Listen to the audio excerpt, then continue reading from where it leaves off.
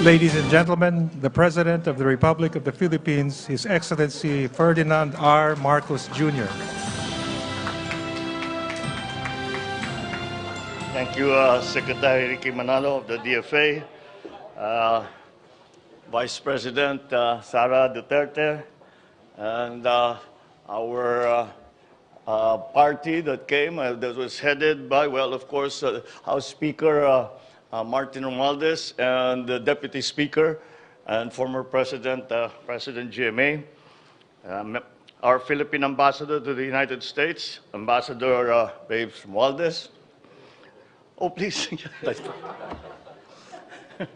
Thank you for reminding me. And thank you to our First Lady, Luis Araneta Marcos, and our welcoming reception committee.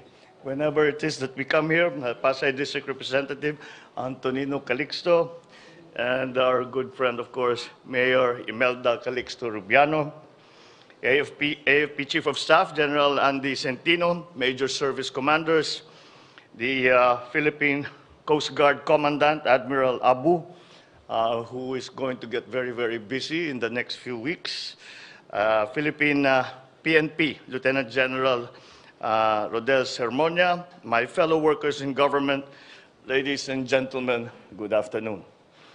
Ako'y nagagalak na makabalik at makasama kayong lahat muli mula sa misyon ng inyong lingkod na lumahok sa World Economic Forum sa Davos, Switzerland. International engagement and outreach with our global partners in government, in business, international and civil organizations, and the academe form an important cornerstone of this administration's security, economic, and people-centered development agenda. I am pleased with the progress we have made during our crucial participation in the World Economic Forum, a truly global multi-stakeholder platform. The trip has yielded beneficial outcomes relative to new trade and investment opportunities and key partnerships forged to support our development program, a better appreciation for Filipino workers and professionals, and the promise of increased levels of cooperation with various countries around the world. This trip is fairly unique as for the medium to long-term goodwill and interest we have generated for our country, our enterprises, and our people. Through the multi-stakeholder platform provided by the World Economic Forum, the Philippines is able to articulate and exchange views on pressing issues that impact on the lives and livelihood of all Filipinos. Our WEF engagement has enabled the many leaders and experts in government, in business, civil organization, and in the academe that were in attendance to receive the good news that the Philippines is leading economic recovery performance, not only in the Asia-Pacific, but also in the world. That the Philippines is not only driving economic growth, we are also helping mend the fissures that have fragmented the world of late and doing our part to avert economic crises. We shared our insight and experience in being a resilient, hardworking people, uniting in adversity and looking out for each other in crisis. And for this, I thank you. With the help of the economic team comprised of Finance Secretary Ben Diokno, Trade and Industry Secretary Fred Pascual, NEDA Secretary R.C. Balisacan, joined by Speaker Martin, we took part in a CEO dialogue in the Philippines under the auspices of the World Economic Forum. You will notice, of course, that Secretary Ben Diokno and Secretary R.C. Balisacan are not with us as they had remained to follow up, for follow-up meetings that were not scheduled, but had become scheduled after we had met with the different economic leaders and political leaders in Davos.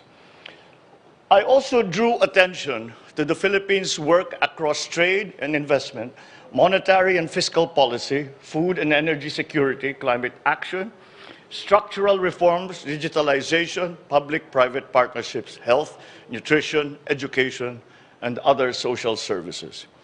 I highlighted this administration's policies, including the Philippine Development Plan, the 8-point socio-economic agenda, and various other policies and legislations that spotlight the economic reforms of the Philippines that have led to our sustained growth, even post-COVID-19 and amidst the current global economic downturn. I also discussed our budget strategies, policies, programs, and projects for climate-resilient infrastructure and our flagship Build Better More, and our active policies toward public-private partnerships and other forms of collaboration in infrastructure. All this work is toward the fulfillment of a resilient, inclusive, and sustainable infrastructure ecosystem for the Philippines. I took the opportunity as well to consult with our friends and partners in Davos on the Sovereign Wealth Fund as a means for us to diversify our income sources to generate various welfare effects to the Filipino people, while recognizing that this is a collaborative work with experts and our lawmakers so that its final form is what we intend to be. And that discussion about the Sovereign Wealth Fund, the Maharlika Fund, was an interactive one, wherein not only did we present our ideas on what the fund should look like, but we asked them, what do you think would be most advantageous for the Philippines so as to allow the potential investments that you are thinking about bringing to the Philippines, and how the fund would be best designed to service that investment. I opened the panel session on moving towards nutrition security, where I discussed some of the efforts and goals that we have set to achieve food and nutrition security, and had provided ideas on how the global community can cooperate to expedite and ensure that our efforts remain effective. I further took part in a high-level dialogue on investing in infrastructure for resilience, alongside a few other leaders of countries and international and supranational organizations to discuss our infrastructure flagship and how this can contribute to our goal of a resilient Philippines. I met with the World Economic Forum founder and chairman emeritus, Klaus Schwab, who has become a dear friend of the Philippines, and we discussed partnerships and collaborations to help the Philippines sustain equitable and inclusive growth and provide for a better quality of life for Filipinos. I met with world leaders to discuss how we can further cooperate to ensure that lasting peace and prosperity for all are on the horizon. I had the opportunity to meet and exchange views with a few leaders of countries and organizations, such as WTO Director Ngozi Okonjo-Iweala, World Bank Managing Director for Operations Axel von Trotzenberg, IMF Managing Director Kristalina Georgieva, and former UK Prime Minister Tony Blair, to align and agree to push for common priorities and support for the multilateral trading system to benefit all. The process that we undertook, really, in Davos was not simply to highlight the new situation, the new economic situation, the new policies, and the new concepts that we are promoting in the Philippines today, but also to learn from the world leaders and the world economic leaders what part the Philippines can play in this fragmented world. That was the main theme in this entire forum, is how do we bring back cooperation in a fragmented world? And we are seen to play a part in that, and especially as a member state of ASEAN and as a leading economy in Asia. I was joined by leaders from the Philippine business community. We took part in several activities to help promote partnerships with our private sector economic leaders.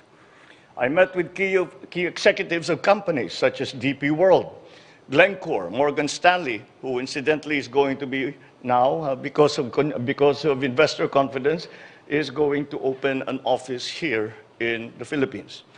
The business meetings held promise of new investments in many of our economic sectors, including mining, processing, digital solutions, logistics, telecommunications, renewable fuel, amongst others. And will enable our companies to participate deeper in global value chains. Finally, as ever, no visit will ever be complete without meeting our countrymen in Switzerland and the surrounding areas.